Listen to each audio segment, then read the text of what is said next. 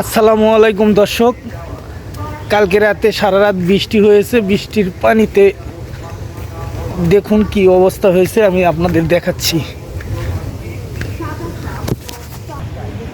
দেখুন দর্শক, চারিদিকে বৃষ্টির পানিতে পুরা মাঠ ভরে গেছে।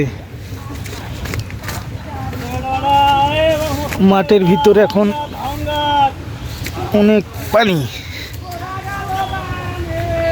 অনেক জায়গায় ধান লাগিয়েছিল, সে ধানগুলো ডুবে গেছে বন্যার পানিতে। আমাদের এই মাঠটা বিশাল মাঠ, মাঠটা ডুবে গেছে এক রাতের পানিতে। কালকে সারা রাত বৃষ্টি হয়েছে।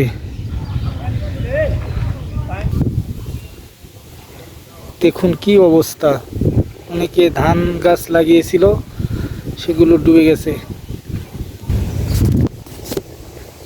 মূলত আমাদের এই জেলায় ধান দিয়েই জীবিকা অর্জন নির্বাহ করা হয়। আমাদের ধান ছাড়া আর অন্য কিছু এখানে খুব একটা হয় না।